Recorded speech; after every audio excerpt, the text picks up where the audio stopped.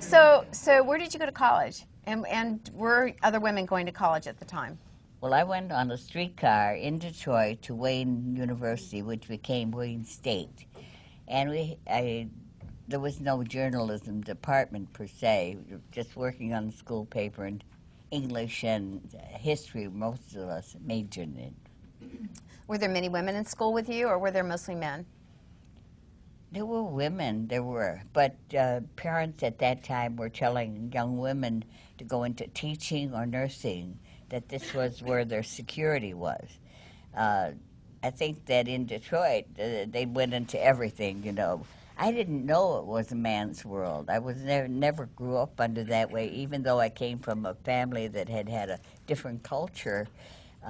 First thing my parents emphasized, and I think this happened to this woman who was named Supreme Court Justice, education, everything. I think that's the great thing about America, is that my parents said, you have to have an education.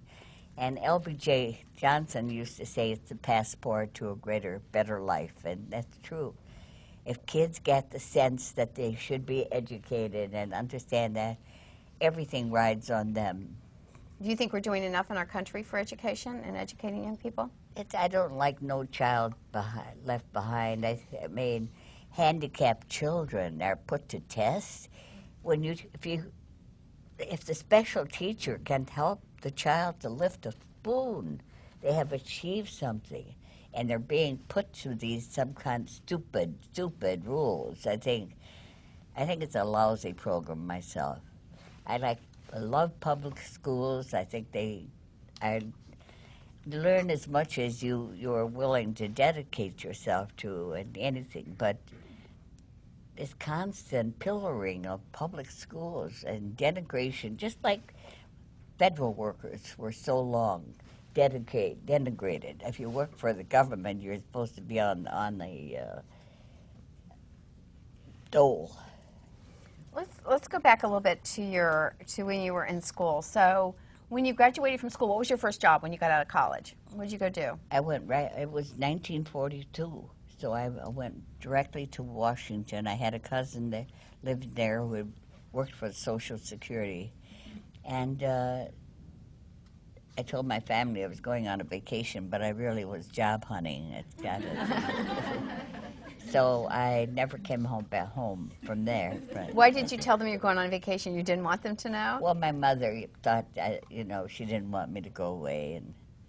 But she got used to it. So you went to New York. What did you think when you went to Washington? So you went, but you also were in New York for a while, right? So no. What did you think? Okay. So what did you think when you came to Washington? You landed here in the city, and the first time out of Detroit. What did you think of the city? What did you feel? What was it like for you? It was wartime. I have never seen our country, and in retrospect, more unified, all dedicated. Everybody knew. Every war since then has had great, argument and debate, and not the same feeling, but World War II was different. Every family was affected, and there was very little dissent. If there were some conscientious objectors, but that was about it. Everyone understood why we were in the war. It didn't have to even be explained because we were attacked, and so I think I never have seen our country more devoted and dedicated and understanding of why we were there. Every war since then has been very dubious and controversial, and I think that we are making a terrible mistake to build up in Afghanistan. Go thousands of miles away to kill and be killed? Why? Nobody has explained that. Finally, we never should have gone into Iraq. There were no Iraqis in 9/11, nothing. And President Bush and Cheney had an agenda. They wanted to go into Iraq. It was a neoconservative program, and they were so lucky. They thought, we've got something now, 9/11. But no Iraqis. I mean, they were innocent. So we rained bombs on them and go in and occupy them 7 years and kill thousands? Where are the American people? Who are we? What have we become when we go into these wars? I kept asking President Bush, why? What was the real reason you went to war? And he said, 9/11. I said, Mr. President, there were no Iraqis. And on he goes, you can never get a straight answer. Nobody has ever gotten the real answer of why we were in Iraq. Do you think we will? Do you think one day, sometimes I think we understand today by looking at history in the future, and sometimes it is when we have that lens, the backward lens. Do you think we'll really understand and have a clear understanding of the decisions we've made in the past few years and the decisions made to go to war? Not if you read Bush and Cheney's memoirs. They put a new dimension on the word deception. No, we've been lied to so much, it's become a way of life. I mean, the lack of anger in this country of having been deceived into war. No, I mean, when you get to be president, I think you have to explain to people why. And they will rally. They will rally to you. They won't care if you made mistakes if you say you have made a mistake. But this whole business of our ignorance and someone else following someone else's agenda. Too many people are dead. Too many have suicided. Too many have mental problems now, and so forth. I think I hear you say something about apathy. You feel that Americans are a little apathetic about, we're doing a little minor mic adjustment here, because I guess you don't speak up enough. I think you're really good at speaking up. But do you think Americans tend to be apathetic about? Of course, I don't think they should be, but I think that very few people. You remember Vietnam, hey, LBJ, how many kids did you kill today?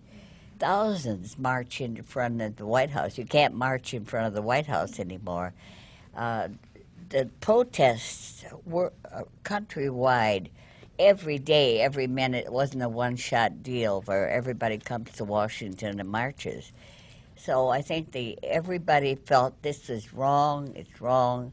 And, of course, the draft was really very important in that sense of people felt that Johnson just could not. It was inexorable, his fate, and with Nixon, too, on the Vietnam War, because nobody saw a real reason to be there. Fighting communism was the thing, that it was part of the whole domino theory that if it fell, then more and more of the continents would be affected.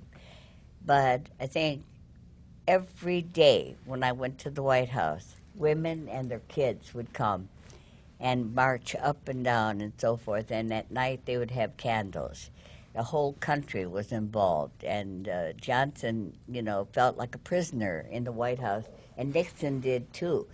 And the only time they could really go anywhere at that point there was a real crisis in terms of confidence, and the only places they could go was military bases and aircraft carriers.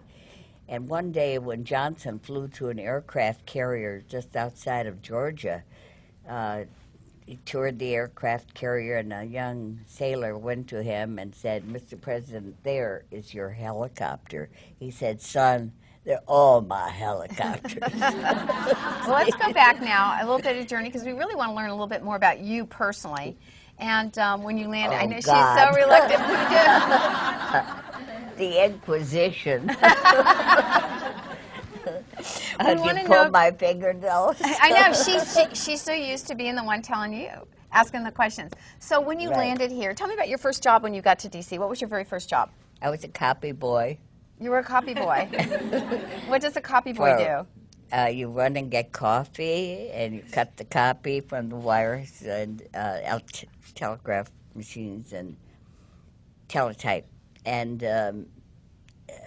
if they call for you to do something, take this copy to the editor or anything. You're just a gopher. It's a gopher. I thought I had arrived. 1 foot in the door. I didn't mind doing anything. You want coffee? Would you like water? No, I was Well, you were in the heart of I all that thought- was going on. I mean, I imagine the news feed was constant. It was exciting.